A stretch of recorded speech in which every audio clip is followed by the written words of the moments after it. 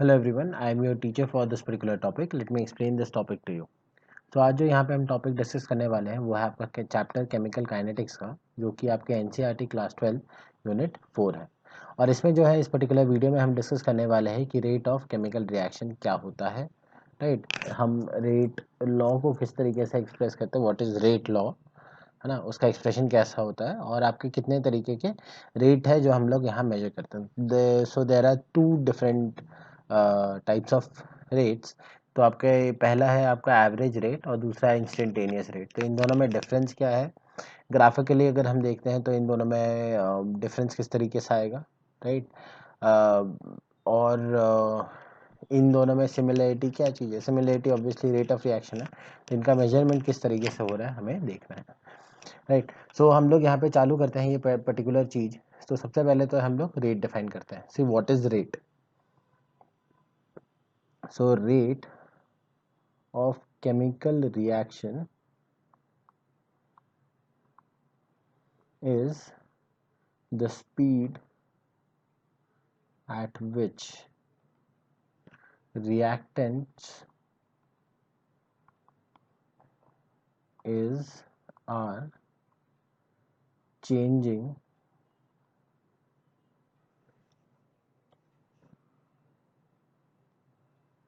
into product।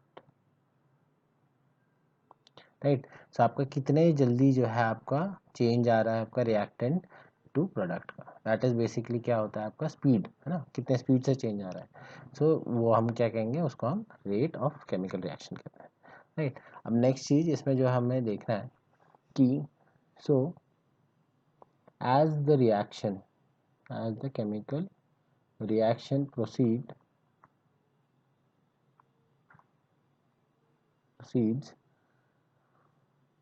the concentration of reactant decreases and concentration of product increases। तो इसका मतलब क्या है, इसका मतलब ये कि आपका जो भी कॉन्सेंट्रेशन है रिएक्टेंट का, राइट, तो आपका जितना भी उसके नंबर ऑफ मोल्स है वो आपके बेसिकली खर्च हो रहे हैं और आपके यहाँ पे प्रोडक्ट में जो है वो बन रहे हैं, इसीलिए कॉन्सेंट्रेशन जो प्रोडक्ट है वो आपका इंक्रीज होता रहता है। राइट, सो फॉर एग्जांपल अगर हम यहाँ पे बात करें आपके रेट एक्सप्रेशन की, राइट, रेट लॉ। तो रेट लॉ क्या होता है, रेट लॉ होता है बेसिकली हम कहते हैं कि आपका जो रेट ऑफ रिएक्शन है वो आपके प्रोपोर्शनल है कॉन्सेंट्रेशन, या फिर एक्चुअली कह लेते हैं यहाँ पे एक्टिव मास ऑफ रिएक्टेंट के। राइट, तो आपका जितना आपका एक्टिव मास है, मतलब जितना वो पार्टिसिपेट कर रहा है, जो आपका इफेक्टिवली चेंज आ रहा है, राइट, सिग्निफिकेंट चेंज आ रहा है जो आपके मास रिएक्टेंट का, उस पर जो है बेसिकली आपका रेट ऑफ रिएक्शन डिपेंड करता है। अगर ये आपका ज़्यादा होगा तो वो आपका जो है जो रेट है वो आपके ज़्यादा होगा। यहाँ पे रेट ऑफ रिएक्शन जो हम कहते हैं वो एक्स रेस टू, ये active mass of reactant raise to power of x होता है। यहाँ पे ये एक्स जो कहते हैं हम उसे क्या कहते हैं, ऑर्डर ऑफ रिएक्शन। राइट, सो अगर हम यहाँ पे अब अगर प्रोपोर्शनली कांस्टेंट डालें तो हम लोग को मिलेगा आपका rate of reaction, let's say R will be equal to K times of raise to power of X. Right, अच्छा, तो अगर मान लीजिए हमने यहाँ पे दो रिएक्टेंट लिए, राइट, और हमारे पास रेट लॉ आया है ये, तो यहाँ पे आपका केमिकल रिएक्शन हो रहा होगा, आपका जो ए है बेसिकली लिख लेते हैं, सो आपका ए प्लस बी के रिएक्टेंट्स है जो कि आपका कोई प्रोडक्ट पी में कन्वर्ट हो रहा है। तो यहाँ पे आपको ध्यान देने वाली बात ये है कि यहाँ पे जो आपका ए और बी हमने लिखा है, राइट, सो ए और बी के आगे मान लीजिए कोई स्टोइकोमेट्रिक कोएफिशिएंट भी हमने लगा दिया, so A of A plus B of B. Right, तो अगर मान लीजिए ये आपका रिएक्शन है तो यहाँ पे जो आपका ए है, तो ए क्या है आपका स्टोइकोमेट्रिक कोएफिशिएंट है, that is not equal to X. ठीक है, not equal to X, actually not equal to नहीं, हम कहेंगे कि A is not necessarily equal to x, and similarly neither does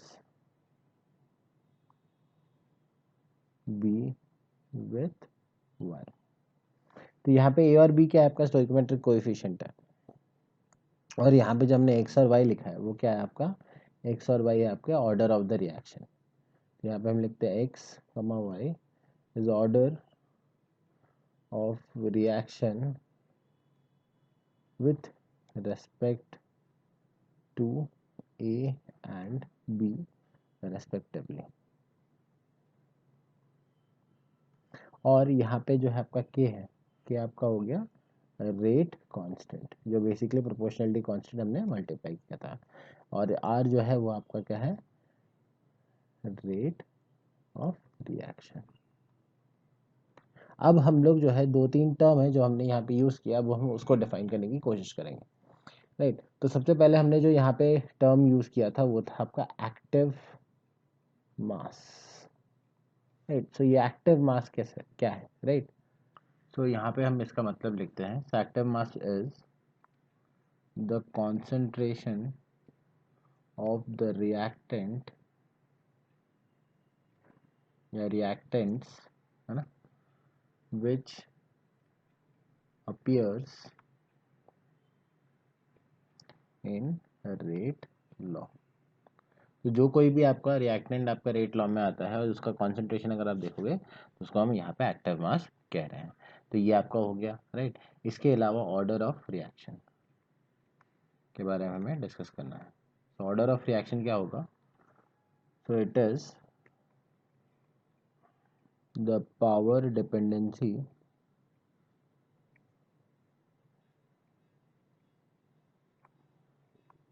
of the concentration of reactants in rate law. आपके rate law में जो हमने रेज टू पावर लिखा था वो कितने आपके बेसिकली इस पर डिपेंड करता है। मतलब मान लीजिए अगर ये आपका 2 हुआ और कॉन्सेंट्रेशन आप यहाँ पे जो है ट्वाइस करोगे तो यहाँ जो है आपका 2 हुआ तो आपका 4 टाइम्स हो जाएगा। तो कितना वो पावर डिपेंडेंसी है बेसिकली वो है आपका order of the reaction, right. तो ओवरऑल ऑर्डर क्या होता है, वो होता है आपका sum of overall order of reaction, वो होगा क्या sum of all the orders of the reactant. तो रिएक्टेंट के जितने भी आपके ऊपर ऑर्डर है, राइट, उनका समेशन क्या होगा आपका ओवरऑल ऑर्डर होगा, ओवरऑल ऑर्डर को रिप्रेजेंट करेगा। तो अगर ऊपर वाले केस की बात करें तो आएगा x प्लस वाई। अच्छा, एक और इम्पॉर्टेंट चीज़ कि order of reaction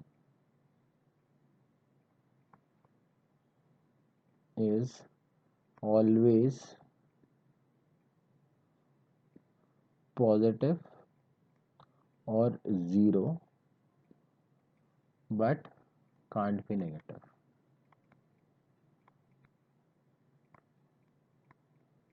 even though it can be fraction. तो उसका जो वैल्यू है आपका फ्रैक्शन हो सकता है, ज़ीरो हो सकता है, पॉजिटिव का कोई नंबर हो सकता है, इंटीजर हो सकता है, लेकिन आपका नेगेटिव नहीं होगा। तो ये आपको पॉइंट आपको याद रखना है। अब हम बात करते हैं आपके इंस्टेंटेनियस और एवरेज की। तो यहाँ पे अगर हम ये पर्टिकुलर जो कर्व देखें तो यहाँ पे जो है अगर हम बात करें तो जब कभी भी आप इंस्टेंटेनियस की बात करोगे तो इंस्टेंटेनियस मतलब at a particular time T होगा, और अगर आप बात कर रहे हो एवरेज की तो एवरेज जो होगा over a period of time होगा। तो यहाँ पे हम लिख लेते हैं कि एवरेज रेट क्या होता है आपका rate of sorry change of concentration divided by यहाँ पे आएगा time, right. Over a period of time जो अगर आपका है तो आपको एवरेज रेट निकलता है। अगर इंस्टेंटेनियस रेट निकालना है आपको तो इंस्टेंटेनियस रेट के लिए क्या निकालना है, कॉन्सेंट्रेशन, चेंज इन कॉन्सेंट्रेशन